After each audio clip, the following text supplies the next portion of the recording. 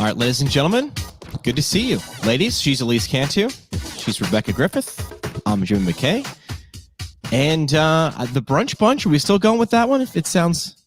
I don't love it. I don't know why you're hating on the Brunch Bunch. Like, Whoa. brunch is my love language. It, Well, works for me. I don't hate it. We'll keep it. That's fine. The goal is to have...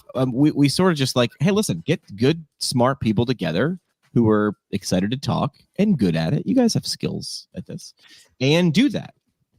And usually we pick a topic, sometimes a day before, sometimes 5 minutes before we talk. But usually it's something that's happened in the world, in our lives or something. So we're also going to do a little bit of spin. Usually it's just us three, but we are going to be four. Four is a bunch as well. And we have a secret guest. Do you guys want to preface or tease this before we bring her on the screen if you're watching the live stream or into the audio? How would you like to introduce this person? I would say that this person is one of the most authentic and exciting new PTs in the space. Okay. So, and just like my clue would be that I have a lot of her stickers. A lot of her stickers. Okay. Yeah. All right. Like my PT Barbie sticker. Welcoming to the Brunch Bunch, also known on Instagram as DPTs with Anxiety, K Maestro Cola. Yay! I like that play on my last name. That was really fun. Maestro Cola. I like it. I think we got to add to it. You know what I mean? Right? How are you doing?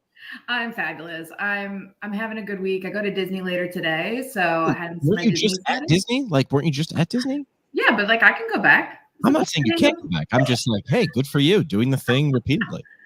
I was like, let's get an annual pass. Why not? I just live in Chicago. It's a hop skip.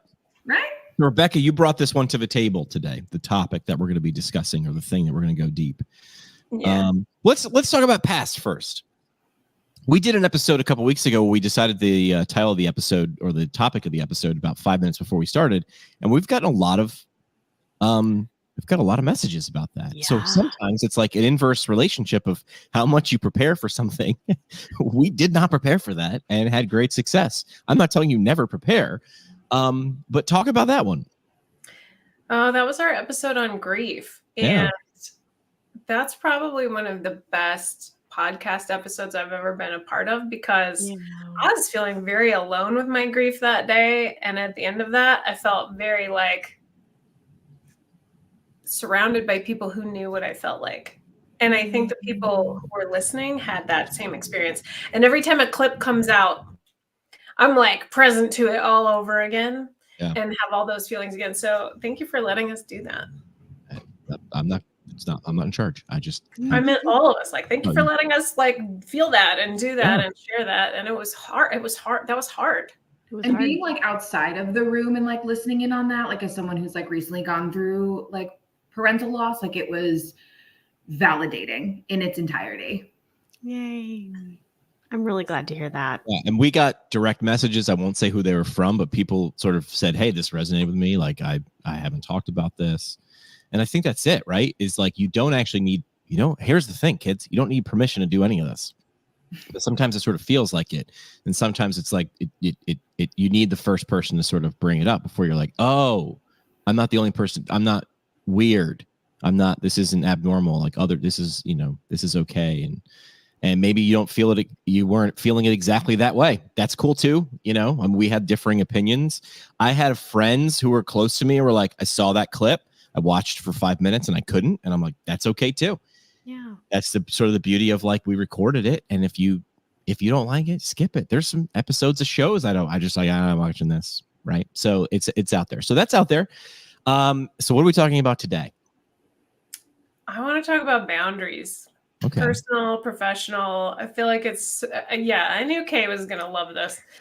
Is that you loving it or is that you saying oh gosh, no? I've talked ad nauseum about boundaries and it's been a spiritual journey for the past 7 years. So I'm excited. It's super hard. So I'm talking personal boundaries, professional boundaries, boundaries of patience, boundaries with your boss, boundaries with your partners, boundaries with your kids, your extended family. I think it's it's a thing that I'm not great at and I'm trying to get better at, and I just want to talk it out a little. All right. Yeah. Well, kick it off. Feel free. So I think my first question is, like, as a semi-recovering people pleaser, like, Yeah. how, when I say semi because I still do it all the time, how do you really, like, I feel like I can't set boundaries without feeling like a bad person or feeling like guilt. And I feel like I have enough professional guilt, mom guilt, and stuff already. Like, how do you, like, set those boundaries in an effective way, like, and feel good about it? And, like, what even are they? And, like, yeah. I think one of the hardest parts about that, and like in being such an overachieving person, and that I know like all of us are, like that extroverted out there, is that we give almost too much than what people are already expecting. So then that then becomes their expectation, which their expectation was far behind. You gave them more, and then they're like, oh, well, I want that. And you're like, shoot, I don't have that bandwidth anymore. So it's like, how do you politely tell them that, like, that it's not my every time that I can do that. I can't be Superman every single time. Sometimes I have to be Clark Kent. Yeah. Yeah. I'm guilty of this. So we'll do a future episode on this, but out of the four of us, how many of you have taken like those personality tests? Actually, Kay, I think you and I even talked about it. So what, and this isn't the episode to do it, but it'd be a good future one. I took like the Strengths Finders one. I took that because actually I saw a presentation at a conference from some of my former professors who gave Strengths Finders to incoming first week PT students. And I heard them talk about how it's good, and I like a good, who doesn't like a good horoscope or personality test, or which Friends character are you, or what kitchen utensil are you most affiliated with, whatever. We like to like learn about ourselves. And the funny part about that Strengths Finders test was the results did not shock me. They didn't shock you, right? No. So mine was like, woo, communication, ideation, futuristic. I was like, oh, that's kind of, but it's cool. It's like a nice warm and fuzzy. Like, yeah, that is me. There's my DNA, right? Where I thought the value came was when I had other people that worked with me, close to me, I found out things about them. And the example I gave is a couple people that I worked with love doing what Jimmy would consider boring things. Boring. Like spreadsheets, which, oh my God, spreadsheets make me nauseous. And the funny part was I was gatekeeping. I was giving those assignments, projects, things to do from them because I was like, I need you to like me. There's my woo. That was preventing me from asking you to do something. Meanwhile, they were like, I'm here to do the spreadsheets. Why won't he give me the spreadsheets? So it was as soon as that like light bulb moment went on, the flow, I had to do less of the things I didn't want to do and more of the things I did. And they got to do the same. So that was like a good way of boundaries, is I was like gatekeeping that thing that I decided is bad. But what I decide is bad is like why a great diverse team is so great and diverse is like, you know, whenever I would work with like groups in PT schools, like I would love to do the presentation part. And people were often like, oh yes, please do. I hate that. And I'm like, dude, it's my jam. So I think that is a good way of like understanding where boundaries maybe shouldn't exist, is like, let's talk about this. And that was a good result of those things. And kind of the flip coin of that, like when I got hired at my practice, so we're an all women's pelvic floor physical therapy practice. It's phenomenal. And we did like the DISC assessment, which is like 4 kind of DISC. And you were a combination of a couple of them. And we went through it with the team. And I was the only person on my team who did not have the letter S. And which is kind of like that, like calm, like weaving through trouble solving kind of thing. Like mine was very like in your face, creative, and hates rigidity and rules. And Jimmy, like to your point, it's like, yeah, no, that wasn't surprising to me at all. But what was surprising to me was that new mantra of like, do I actually have to lessen myself to fit this people? Yeah. And that was like, where did that define my boundary? Because I was afraid to overstep and be too, you know, and be too much, you know, and I didn't want them to necessarily find less because I enjoyed working in this environment. Yeah, right. So I get this a lot. Like I have a medium-sized to large personality, right? And most of the time, people will be like, "Jimmy wants to take over." I mean, I had someone really close to me be like, "Well, you just want your idea to be the thing," and I was like, "Oh no!" And it's a couple times have happened in the last 10 minutes and 10 seconds. I've been like, "Silence kills me. I want to make everybody comfortable, so I'm just going to talk." But sometimes people are like, why does he just keep talking? And I'm like, I'm not talking to be the loudest voice in the room or the only voice in the room. I'm talking because I'm like, maybe I should start, or maybe I can, help. But I'm also trying to be conscious of like, well, Jimmy steps on toes. And I'm trying to hear that and going like, okay, but do you understand? Like, maybe I can explain why I do that so you can see that what I'm trying to, I like to be called. I was talking with Rebecca yesterday. And she disagreed with me. I love to be Robin. I love it when someone else is in charge. I love to be next to really great, smart people, i.e. the people on the screen and other people I talk to. I love it because it allows me to yes and. It doesn't mean I don't like to be like a person who has an idea or like, hey, everybody, let's go this way and solve the problem this way. I do like it when I'm not the only, like I think Kay's Clark Kent Superman. Yeah, sometimes I don't want to be okay, here's the answer to all the problems, because newsflash, we're all just figuring this out. And I kind of like raise a question to Elise and like what you guys were talking about a couple weeks ago, where it's like, Elise, as you are, promoting yourself and building your brand as the Onco PT, like, are you having some of these like imposter X syndromes? Like, where are you finding like your boundaries in that endeavor? Kay, it's so interesting you bring this up because there was actually something that went down a few weeks ago on social media where like I for a good chunk of what I have done over the past almost 6 years have really found and have carved out like where I belong on the internet and who I'm connecting with and whatnot. And I posted something that was actually extremely controversial after CSM. And most of my audience were like, oh my God, like, yeah, thanks for bringing that up. Yeah, I saw that too. Oh, that happens over here. And there was like one or like two things in particular that like comments that super stung. And I haven't had that in a while. And so that really forced me to kind of like look at these boundaries of like who I am as a person, and like what you see on camera is like what I look like and what I act like off air. I mean, I like almost attacked Kay when I encountered you at the pelvic floor. Made me so happy social at CSM because I was like, oh my God.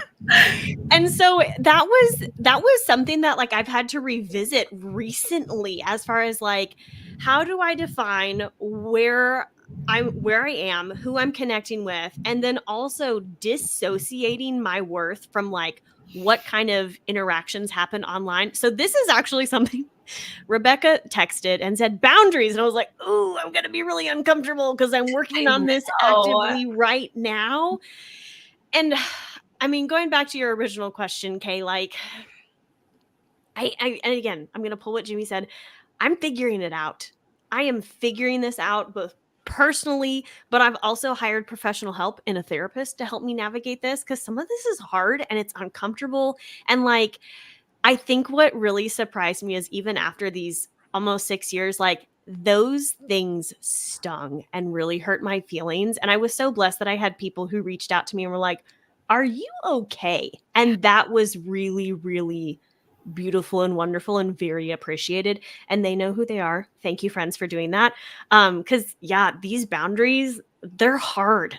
They're hard. So I know Rebecca thinks that, and she's right, that I have bad strategies on setting up boundaries, but I'm getting better. Can I talk about an example where I think I did it right and you can tell me or not? So I had something similar. So I had a working arrangement with an organization. I do project work, sometimes short, sometimes long form. And I worked with one that was trying to be very, I did this, ran into the room and was like, I will solve all the, here's how I propose it. Here's how I'm going to solve the problems. Because the person in this organization, I thought anyway, made it clear, we're looking for you to step up. So I said, say less, friend, I will step up. Yeah. And then I came back with a written plan that said, here's what I see.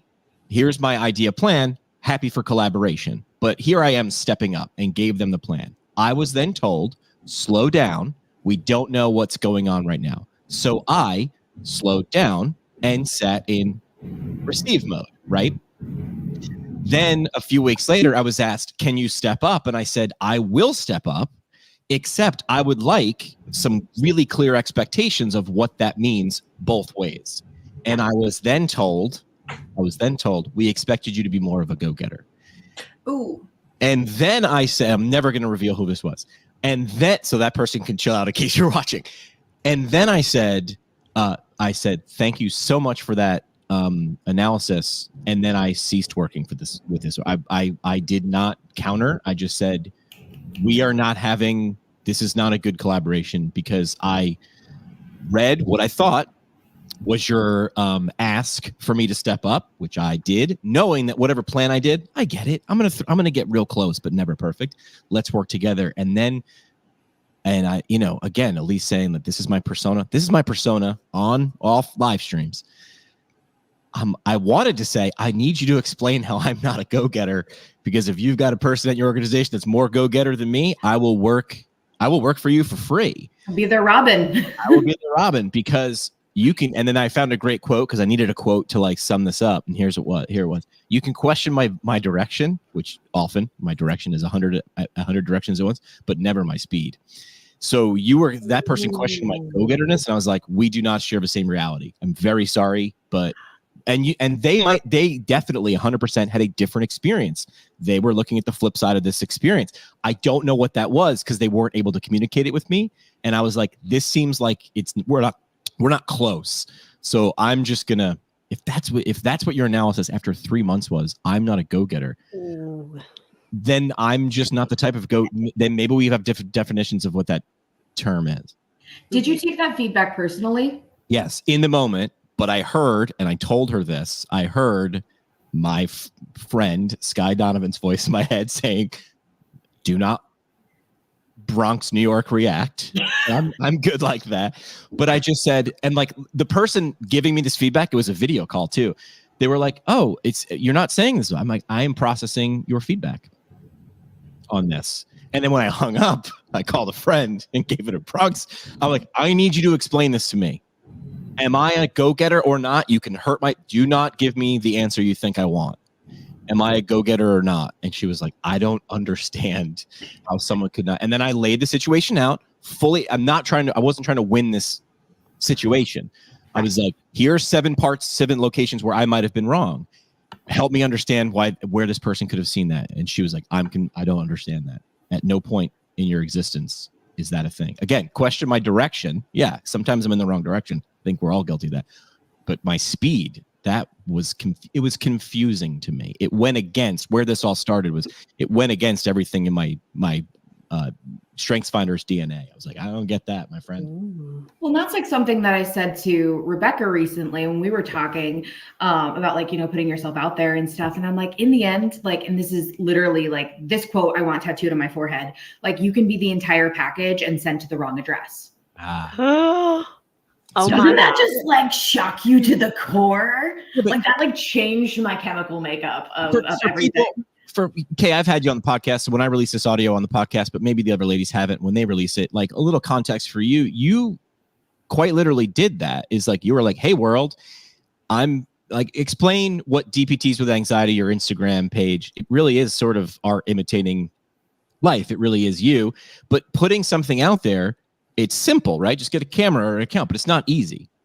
No. And, it kind of calls back to what you had said in the beginning. And it's like, no one's giving you permission. And when they don't give you permission, it feels weird. It does. It's so freaking hard. This girl thinks she is out here saying these things. Yeah. And it was actually, my therapist who made me make the account. It's also such a great therapist, Flex. Like, she's like my biggest fan. I love her so much.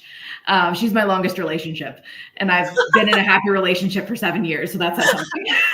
Oh man, this is making me feel really bad about myself, because I've gone to therapy twice and I've been discharged both times, and they've been like, you're all set.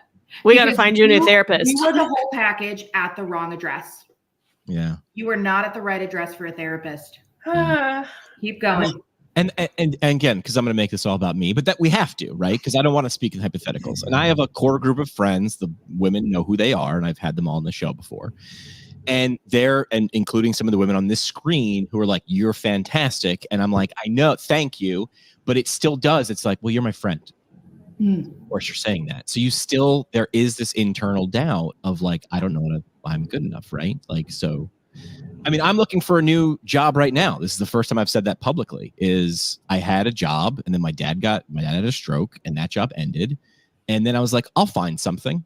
And what I do is weird. So, but now that's, months have gone by and nothing's sort of panned out. I'm like, I mean, I've turned to people close to me. I'm like, maybe I'm a really, really good bullshitter. And maybe my bullshit skill just ran out. And now I'm exposed. And people are like, no, what you provide, what you're selling, no one's buying. And it's hard to it's hard to get out of bed when you do that. And sometimes, Rebecca, he needs permission. Go sprinkle him with your magic. What permission does Jimmy need? I don't know. What do I need? I mean, I have been trying to apply permission to Jimmy, but I think Jimmy's not giving himself permission to own his greatness right now, because the uncertainty is kind of weighing on him to the extent where it's hard to see anything else. And when you're feeling uncertain about your performance, you're feeling uncertain about your future, you're feeling uncertain about your life and your place in it, it's very hard to be the great human that you are. It's hard to see that. It's hard to drive that forward, and it's hard to sell it. And so I think that's part of the issue. I think all of us on this screen have had that issue where we're like, what are we doing? Who are we? Like, why is this happening? And like, even for me, like trying to take this next step forward in the things that I'm doing, it's scary, it's hard. And I think maybe we need to have some boundaries with ourselves too, about how we speak to ourselves, about how we create our futures, about the futures that we're willing to live into. Do you know Ryan Holiday? He wrote Obstacle is the Way. He's like a writer in the Daily Stoic. He's got a pretty big podcast. He's a super smart guy. So anyway, stoicism I always thought meant like just standing there and being punched in the face and not right. Exactly what Elise just made, that face. Like, I am giving you nothing. And he really said, he's like, it's not. It's like came from like the ancient Greeks. It's like this idea of the world happens to you, like, no offense, but the universe, you're not a big enough deal for the universe to conspire against you. You are a unique snowflake and you're very important, but that's not how the universe works. He said stoicism is sort of this mindset of everything doesn't happen to you. It happens. What do you own your responses? Mm-hmm. And now I can't remember where I was going with that when I started explaining with Ryan Holiday. He essentially is saying like, this happened. Now I get to pause and in the moment decide how I will then go forward. And that's simple, but not easy, because we do personalize and take that personal. And this guy cut me off in traffic. And I'm like, did he? Or is he just a crappy driver? And you happen to be like, I've seen people who cannot let this go. Yeah. Who can't. And you play video games online and you hear people who cannot let this go.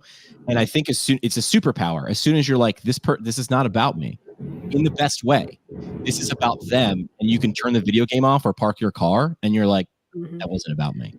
I know, but I'm going to challenge you and say that some of us are not living with main character energy in our own lives in which we are the main character. And so I think a huge problem is that when we're talking about boundaries, yeah, when you are making your whole life around the people in your life and like helping them, supporting them, driving their futures forward, it leaves very little left for you.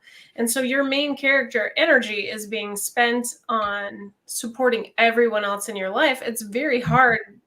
It's very hard to kind of move your own self forward like that. And I think I'm guilty of that. I know a lot of parents are guilty of doing that, like focusing on everyone else first. And, they say, put on your own oxygen mask before you help the people around you. But where's the boundary in that? Like, if I know that the airplane's going down and that my kids need oxygen, do you really think in that moment, my first thought is going to be like, I need to apply my own oxygen mask? Absolutely not. My first response is going to be making sure every one of my kids has exactly what they need first. And so how do we set boundaries? I mean, professionally, right? But also with the people in our lives that need us. Something, that's so just like I've been working the past year and a half on is process without a goal. And that is the most terrifying thing my therapist has ever had me consider. What does that mean? I don't like that. I don't even like the sound of that. Yeah. And so she's like, you just spent the past 21 years of your life in academic mode, striving for this doctorate degree that you now obtain. So what you're so busy trying to strive for something that you're missing the now, and you're Yeah. not enjoying the process when you're trying to reach your goal. But if you remove the goal and enjoy the process, and if the goal is just, if you need a goal, it's living in this space right now, you know? So Elise and Jimmy, like I challenge you, like, what have you done in the past 6 months that was for you to, when was the last time you were actually in the moment without thinking about your next steps? Yeah. Not a lot. And I think that the funny part is the phrase is, remember who brought you to the dance, right? Like, remember what got you here. I started my podcast and doing things that I now get to do professionally or semi-professionally, professional amateur. And the goal was have fun, learn stuff. But you're surrounded by stuff. It's like, well, how am I going to monetize this? How am I going to make this my job? It's like, well, ironically, the have fun, learn stuff came first, and then money came way later. And that was a nice bonus. But then as you go deeper into it, then you're like, okay, well, this needs to hit all the time, right? I knew a guy who owned a bike shop, and on the walls, I watched old pictures of him being a cyclist. And I'm like, do you ride a lot now? He's like, no, I hate bike riding now because I made the bike shop my job. And I was like, oh, he's like, I ruined it. So I'm with cakes. Ooh. Cakes. Did you say cakes? I love baking. I'm actually like fairly good at it, like making cakes. I don't sell them. They are gifts to people, but I don't sell them because I don't want to hate it. So is there a guiding principles? Like if someone's listening now, I'd love to hear if you have boundary problems too. I think this is probably more prevalent than we think. How do you know, and what do we do about it? Like I want people who are watching or listening to have tactics. Like gotta spot it. And then what do you do about it? Like a few key things. How do you, and this is for everybody, how do you know, and what might we do about it? Let's do the how we know first. For me, and this is something that I am working on. Okay. So like I very much am working through like, this is a very bad reaction. But in the past, I realized finally that I was upset that a boundary was crossed when I was getting angry. And like I would be angry about it. And it wasn't until that moment, because I mean, again, coming from, and we could get into this all day long, eldest daughter syndrome, people pleaser, all the things, right? It was so much like give of yourself in service to others, etc. And it would then escalate to the point I was like, I am angry about this. And it was like I was feeling the surface emotions and I was feeling the surface emotion and not really picking up on why I was feeling that way. And so then I would get angry. I would be angry.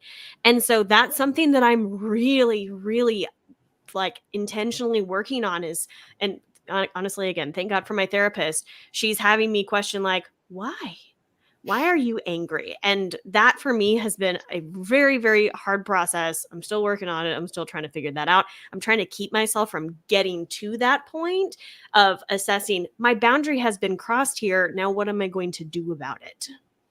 Yeah. And I think that latter part is that we almost have to be toddlers to ourselves. And when we feel emotions, why? And it's like, it's the most annoying thing. But like, if we're not actually, go until you get to, it's because I said so, and then ask why again. Oh, I have been doing this with my kids because I want them to know how to manage their emotions in a healthy way.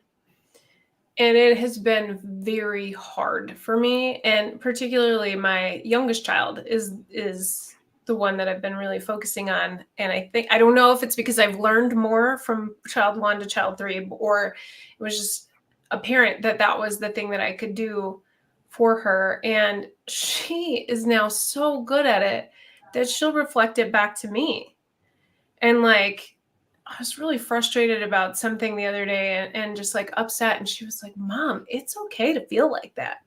It's okay for you to cry. And I'll never forget, there was a moment like early in my surgical recovery where I had been like optimistic at the beginning of the day, been feeling really good. But like by the end of the night, I was like, overstimulated. Everything hurt. I couldn't get comfortable. I was upset. I was sad. I was like, everything felt so bad.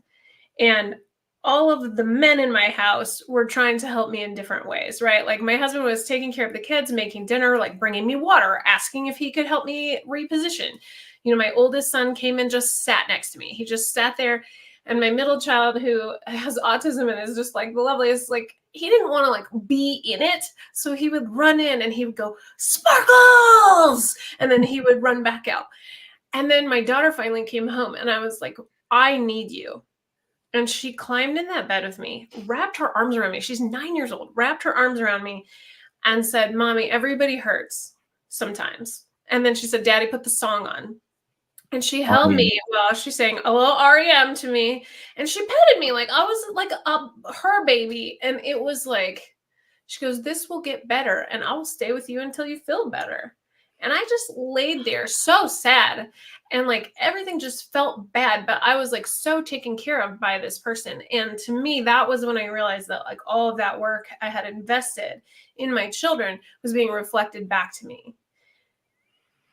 And that was like the coolest thing, the coolest way to have invested any portion of my life to see that like come back to me. But at the same time, I also need to figure out how to have boundaries with my kids. Because then yet you were saying yesterday, you were like, "Please don't touch me." I did that last night when I came home from PT. I was kind of in pain. I was irritated and frustrated. And like everybody wanted something. And I just said, they were like, "Hey, do you want to like snuggle? Do you want to like read together?" I said, I just don't think I can do that tonight. My body doesn't feel like it can handle anything else right now. And all three of my kids were great about it, but it was like super clear with it. And then this morning they all asked my permission. They all said, "Hey, do you feel better? Can I give you a big hug before I go to school?" I was like, "Of course you can." So Rebecca's How to Parent course is $49.99 on Kickstarter.com. It's my life's work. It is my life's work. Everything else I do is a hobby, right? So, Well, and that's where I think, communication of boundaries, even if you're still trying to figure it out, is so important. And that was something I learned from having a partner who has autism, is that everything was, growing up, it was very verbally manipulative a little bit, where like there was always a hidden agenda to things, or, you say something in an off tone. And then, I'm with him where it's just straight and honest. Yep. And he would go to me and he looked at me one time and he's like, "Do you need an answer or do you just need to be heard?" And it was the first time anyone has ever asked me that. And that is just now our go-to. And I say that to patients. I'm like, "Do you want me to fix this or do you just want to be heard and validated?" There was, it's one of those stories where like, is this real? But it was like a parent reflecting on their two kids. And it was like a 6-year-old and a 9-year-old. And the 6-year-old called the 9-year-old over with a puzzle or something. And the 9-year-old said, "Do you want me to show you how to do it or follow your instructions?"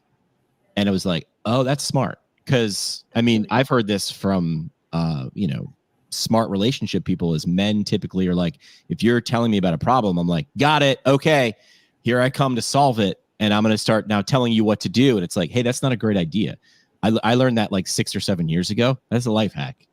So like listening before you talk. Who knew? Listen before you talk. Wait a minute. That's the order? I'm like, I don't know if you know this about me, but I can talk way faster than I can listen. So I do that because that's the skill I possess. So that's step one. Step two is saying it out loud, which is, do you want me to just listen or do you want me to do something about this? I think a hard boundary that I've learned is trying to figure out like when I am giving too much to someone who's not yet ready to take it. Yep. And I'm really actually thankful that I learned this through like growing up with like a medically complex parent compared to early in my professional career, because it saved me a lot of, I think, that early clinician burnout of trying to save the world. Yep. Especially in pelvic health with such, and I'm sure with like cancer and oncology as well, and like ED, like there's so many different layers there than almost like traditional physical therapy is thought of, to where I can take that and shelf it. And it's like, that was a very hard thing to learn, is that, and Jimmy, it's kind of like, you came in hot and heavy with this like full 10-page plan that you probably spent 6 hours on. And for them to slap that back in your face, that's probably what hurt the most. Well, yeah, the when I had the plan and they were like, hey, slow down because like things are in flux, I was like, yeah, totally cool. So I did that. So that was the thing that hurt, is like I stepped up. You said, hey, I like what you're doing, or hey, right now it's in flux. We'll come back to this. Then I did that. And then I got told, we thought you were more of a go-getter. And I'm like, hang on a second. So I did a thing. Then I did a thing. I did what you asked. And then I got in trouble for it, or I got looked at for it. Alyssa brings on or uses the word that you just used, Kay, which is layers. Boundaries are hard. She says she worked a lot on that concept. It's gotten better, but it still isn't. It's simple, but it's not easy or intuitive. And then, and I agree with this. This is what I was sort of trying to say on top of it too. If imposter syndrome is laid on top of it, it gets even harder, because now you're not giving your true answers. Even if you are, you're thinking, what's that person want me to do? So I'm now you're.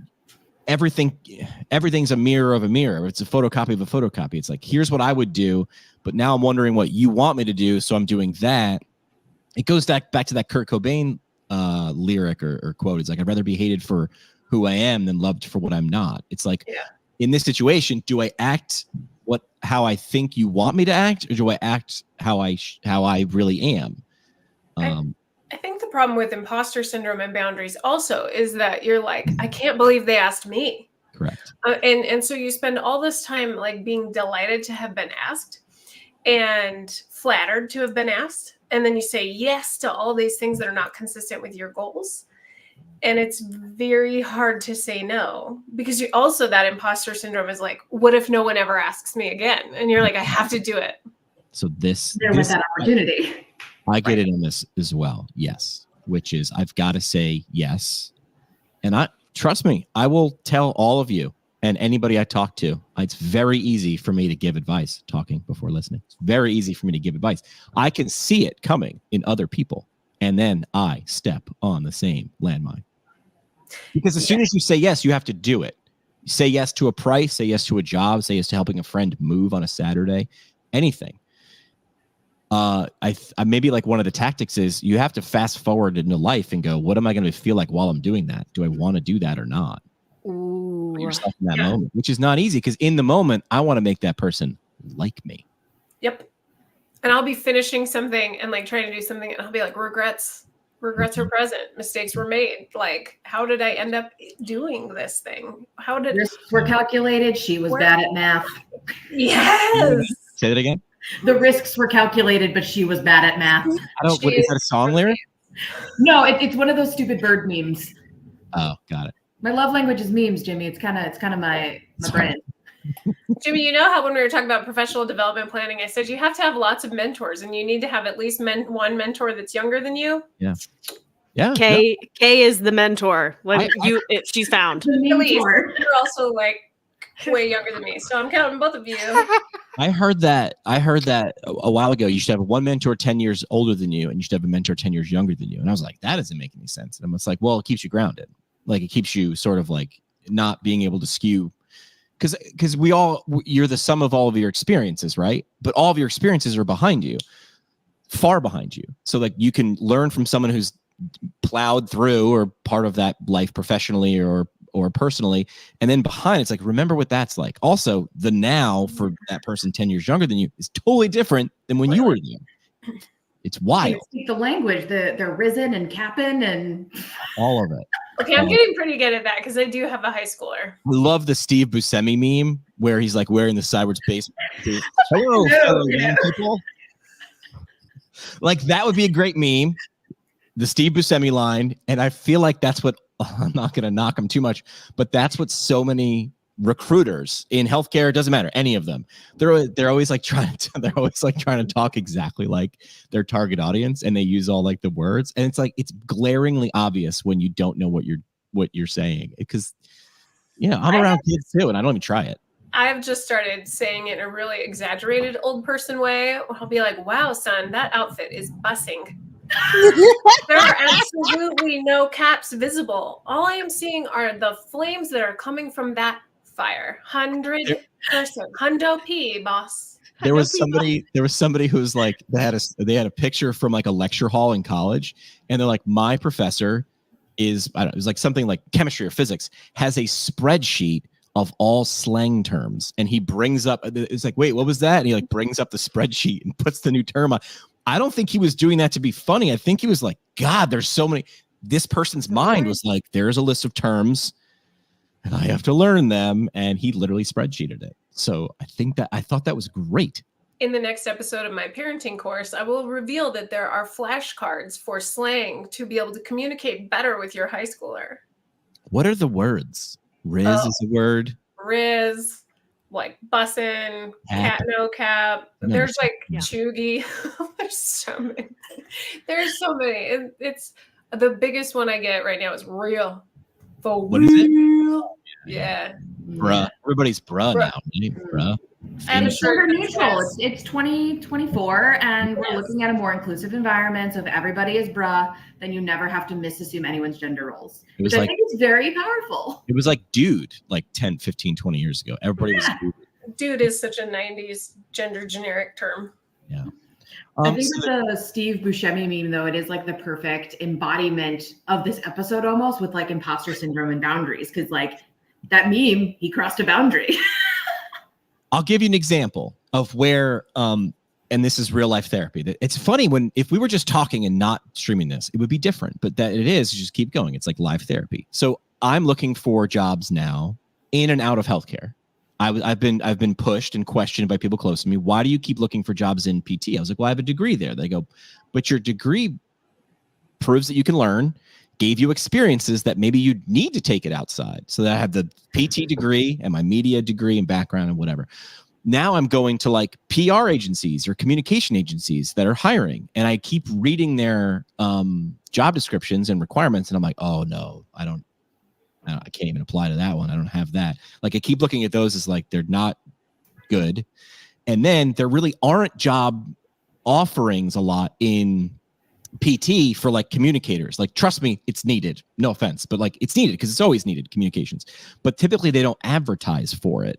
So there's really no place for me in PT, or it looks like it. Like no formal there's no formal door for me to knock on. Because every job I've gotten since I graduated from PT school has been weird, but I sort of created a side door. I literally just cut a door in the wall and was like, I'm coming in. And the doors outside that are formal doors, I'm like, I literally jump in that Steve Buscemi outfit and I'm like, oh, I don't think I fit. This person, I could never do that job. But meanwhile, I would look at someone else and be like, just send the application. Who cares? What are they going to do? Say no? Who cares? Send 50. Chris Do, I know I've suggested that on my podcast numerous times. Chris Do is also known as The Future. He's a graphic designer, but he's like sort of like a thinker in terms of like knowing your worth and how to communicate it, and just being, he's almost like a negotiation guy for like creatives. And he right now is having a 100 rejection challenge. If you try to fail and succeed, which have you done? So he's like, go get 100 no's in a row. Go. But as soon as you get to 57 and someone says yes, you have to go back to 0, and you have to get to 100 in a row, right? So I did this. I think I told Rebecca to remind me about this, right? Yep. Yeah. I was out with my buddies, and I was like 21 years old and was out, and it was cold in upstate New York. And as soon as I had my first beer at this bar, I was like, I want to go home, but you drove. I want to go home. There's like 5 or 6 of us. And my buddy was like, I don't want to leave. I don't want to. And I'm like, I need a ride home. I want to go home. Pre-Uber, everybody. Wrap your head around that. I couldn't just call an Uber. And he goes, okay, you can go home, but you have to do something. This is what guys do. You have to do something embarrassing. And I was like, got it. Whatever I have to do to get me out of here. I don't want to be here. And he said, you have to do the most ridiculous pickup line to any girl in this bar that I pick out. And I'm literally putting my coat on. I go, great. If me getting what I need to get home is on the other side of one rejection, say less, kids, say less. So I walked up and gave a pickup line. And the problem was it worked. And 3 years later, our friend from our friend group in high school was an actor. The line was in a movie. He used the line in a movie. I'll find the movie reference later. But our friend's name is Dave Annable. Who's been in Yellowstone. He's been in a bunch of stuff. And the pickup line was so awful. Kids, don't use this one. So I'm literally putting my coat on. She's coming in the bar. I'm like on the way out. Start the car. I'm about to fail right here. excuse me, could you just tell me how much a polar bear weighs? And she was like, and I said, enough to break the ice. Hi, I'm Jimmy. Nice to meet you. Figuring she'd be like, you're creepy. Keep moving. And I would be like, great, that happened. Let's go to the car so I can go home. Problem was, she was like, that's hysterical. And I'm like, it's not hysterical. Please don't make me stay here. Maybe that was when the boundaries should have come down. Before I gave the pickup line? Because she liked the pickup line. That should have been like a red flag. And you're just like, So now, and then it would wound up being like a meme before there were memes, is my friends would be like, hey, polar bear line, huh? That became sort of our thing. And I was like, I know, like when you try to fail, it's like polar bear line it. I'm like, okay. So maybe I need to polar bear line it. Maybe I just need to start sending out. Well, I've thought about what if I did a media campaign about me getting a job? Because if I'm going to work for a company and I say I can get attention, me doing a campaign that gets attention is art imitating life or life imitating art. I don't know. I thought about that, but then I also saw like people don't typically put out into the world that I need a job. Like that's very like, oh, why couldn't you just find one? People also the guy who literally sent a mixtape to the radio station. Do that. Yeah. Stop, I know. I started. Permission. I've had that conversation with other people. I'm like, what's my version of because I wrapped a resume in a CD and a burner phone in a birthday present wrapping paper and then sent that to 3 radio stations. And that's how I got my first interview. It's not how I got my first job. The interview got me the job. The birthday present got me. I'm like, what's my version of that? I'm like, I don't know what the version of that is. Maybe it is me making 30 videos in 30 days about why I should do any of those things. I think this really brings up something that we talked about either last week or the week before about, speaking something into existence. And I think I'm going to pull back what Rebecca said, which is you're putting it out there for then others to hold you accountable to. And again, Rebecca, thank you for teaching me this. Now it's actually happening. So I'm like, oh my God, I should have been doing this all along. But that really maybe this is your way of doing that, Jimmy, of putting it out there so that you can then be held accountable to yourself. So here was my idea. Ready for this? Yeah. I went to ChatGPT and I uploaded everything about me. My StrengthsFinder's profile, my resume, my experience. I just told it, here's me. Right? Then I said, great. Do you think you need to know anything more about me? And ChatGPT was like, I think I have a good handle on it. I said, now pretend. Oh, no. I said, give me an analysis of companies or organization types of companies that I would be a 100 out of 100% fit. And it gave me a bunch. Peloton, Fitbit, Google Health, Apple Health, all these different. I was like, okay, cool. That's, I get it. Now I said, pretend like you're a recruiter for those types of companies. And I want you to give me 20 questions you would ask me on an interview to make me be able to show the most me. And it gave me the questions. And then my idea was answer each one of those questions in less than 60 seconds and share them as a video. Mm-hmm. Essentially, if I can't get an interview, I'm going to interview myself. And what if nobody watches it? Who cares, I guess? I would say who cares? Wow. But my internal, even me, I've got a lot of confidence. Although I heard someone say the other day, confidence is a skill. And I was like, ooh, that's kind of cool. Well, I think for some people it is definitely a skill, and I think for other people it's wildly unearned. Oh, I see what you mean. I see what you mean. There are people walking around with plenty of confidence that maybe they don't deserve, or it's not that they don't deserve it. I think maybe it's what you don't know, you don't know. Yeah. Because I was pretty confident as a second-year PT student. I thought I knew everything. But now that I've been a PT for 16 years, I'm like, God, I'm not sure I know anything. So I think it's some of that, too, just where you are in life and what experiences you've had. I was interviewing potential PT students to get into PT school once. And I asked in this interview, I said, tell me about, a hardship you had to go through and, how you managed that. And because that was one of the questions on the list. And this beautiful human just looks at me and says, well, I don't know. I've just been super blessed. I've never really dealt with anything difficult before. And I was like, oh, okay. Wow. And I just thought, I wonder what it's like to just live life like that. What would your answers to that question be? I'm interested. You have to pick one because it's an interview. I don't even know what I would pick. It's hard in the moment I'd have to sort my emotional baggage and like choose out something that's not too scary. because you're also taught to find something that you can show your strength, right? Like twist the negative to a Right. positive, or Ooh. I mean, I my mean- trauma may be funny, so I just kind of come in hot and heavy with jokes. Yeah. My dad just lost his job in 9/11, and so that was like a huge like family economic upheaval, and so I think it kind of in a very, which again we're unpacking in therapy, it taught me to go within to like find strength and not rely on others, which again, like maybe not a good thing. That's a skill I'm unlearning a little bit, but that's what I needed in the time to survive. So Mhm. I lost my job in 9/11 too because I'm Really? way older How? than What do you mean? Like, how are these connections? Like, what do you mean? I worked for Merrill Lynch. what? Oh, I didn't doing know what? I was a client associate. You know those phone calls when you make a phone call someplace and they're like, this call may be monitored for quality assurance. Yeah. I was the person that did the monitoring. Oh, I thought that was just a legal disclaimer so they could record it. Mm-mm. You actually Nope. listen I to would those? listen to people's phone calls and I would make sure that they were giving out the right advice and I would audit their customer service and then all their like computer stuff too. I would also Oh. audit that. I was 19. Do you know people who are adults do not like having 19-year-olds audit their work? I could see that. I could see that. And again, I was that person with the overinflated self-confidence. So Listen, I was not super popular, but yeah, I worked while my husband went to college, and after 9/11, Merrill Lynch shut down all its like yeah, I its bet. massive Denver service center, and I almost moved to New Jersey. When I get a call on my iPhone and it says probably spam, I answer the call and I say, "Hi, this is Jimmy McKay Enterprises. Your call may be recorded for quality assurance purposes. You can go ahead." And it confuses the hell out of them because they have a script.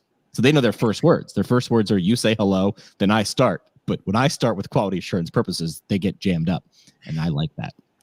I'm not even going to tell y'all how old I was during 9/11. I think that's precious. As long as you're alive, I'm okay with that. I was, yes. Okay. I was 21. I just graduated from college like that because in September I graduated in May. So I was still funny. sleeping on my mom's couch looking for my first job in radio and started running the next day, like to get back in. I was just angry. So I started running. I wasn't ever a runner, but I was like, I'm mad. What are you going to do? I was like, run up and down the road. I think that's a healthy boundary. That's a healthy Yeah. I was like, I don't know how to process this. I'm like, so what are you going to do? I'm like, I don't know. Run, put headphones in, run around. I think the title of this episode should just be The PT Bunch Goes to Therapy. Woo. I think DIY. so. I've heard. So I listen to some podcasts, and some of them are very outlined. Right, there's a clear narrative that they're going to do, and but sometimes it's more of a morning show. Like I don't anymore, but I used to listen to like Adam Carolla, and there was like a guest, and they sort of had an idea, and I've helped some people with part of that process of how do you interview a guest to make sure when you push play, the audience is getting something and keeps listening.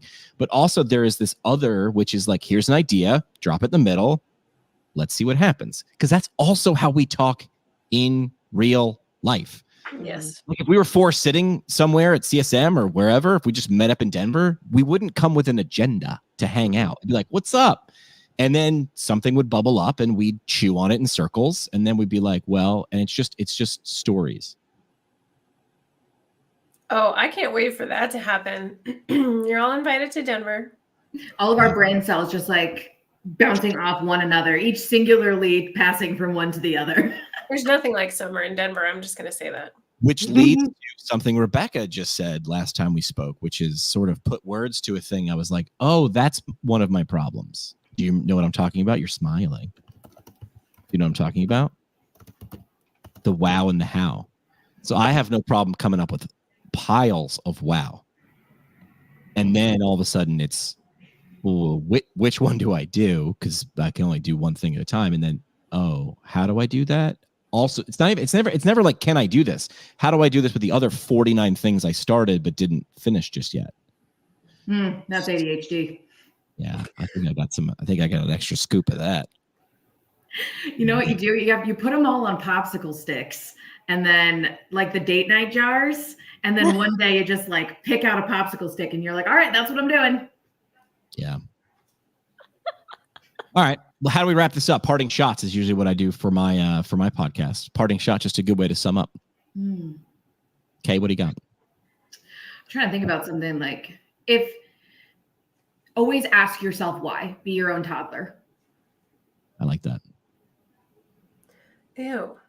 Good. Why? Why'd you say Oh. I would like to just facilitate the work. I don't want to like do the work. Oh man, the worst. It's the worst. The how Well, part that's is the worst. What do you got? So I actually have a really like tangible experience of when I actually set a boundary and stuck to it very recently. So Rebecca and I actually talked about this previously. This fall, I was actually in works to negotiate with a local cancer center to move in and provide care. Like it was on paper going to be the absolute best experience. And around that time, I also did Rebecca's professional development planning thing. So I was very clear on some things and things just kept not aligning. And I was like, oh, I have to make it work. I have to make it work. And it got to the point it was not going to work. And I was not going to be able to work and provide patient care how I needed to, and also be a healthy individual in the process. Like I knew that for me.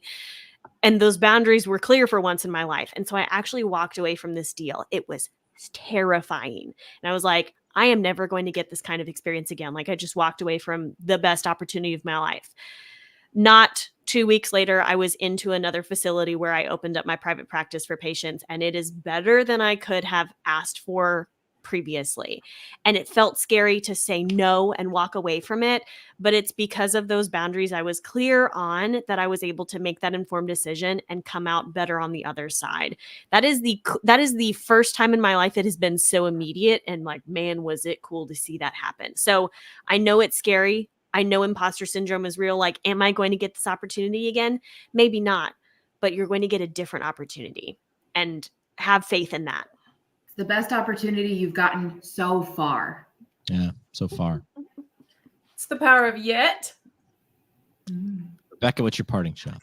All right. I've got a Okay. quote because you said quote. So I'm ready for my quote. Oh, I yeah. have it hanging up to help me with my imposter syndrome and my boundaries. You have to decide what your highest priorities are and have the courage, pleasantly, smilingly, non-apologetically, to say no to other things. Yeah. And the way to do that is by having a bigger yes burning inside. Yeah. I forgot I texted you all last night to bring a quote. And then you all, of course, did, but I forgot to ask for it. So at least you have a card there. What's your quote? I'm going to build on Rebecca's. So this is a quote from the famous aviator, Bessie Coleman. Every no takes me closer to a yes. And there's a lot of ways to unpack that, but I'm going to leave All it. right. Ew. I think that one hits on me. Kay, you had consulted Candy. I did. Yes, I had a Dove chocolate, but actually after today's conversation, I'm changing my quote to something someone told me at CSM, which was get at least one no a day. Ooh. Because if you're not, are you reaching high enough? Yeah. Screw it. Okay, so I'm making a promise. Today's March 7th. I don't know who I'm gonna get 7 no's in the next 7 days. Big ones, not little ones. They have to be. So I'll do that. But then my quote was this yesterday, which is, if it doesn't bring you peace, profits, or purpose, then don't give it your time, energy, or attention. I saw that one yesterday and I was like, But then you can't ever have kids. Purpose. Purpose. All right. Purpose. because you need to give time, energy, and attention. And peace. Ladies, thank you so much for giving me your time and your friendship and your insights. And everybody listening, thanks for doing that. We appreciate it. Thanks for having me on. I love being a special guest. Oh my God. I love you, ladies. And Jimmy. You. You're everybody's special guest.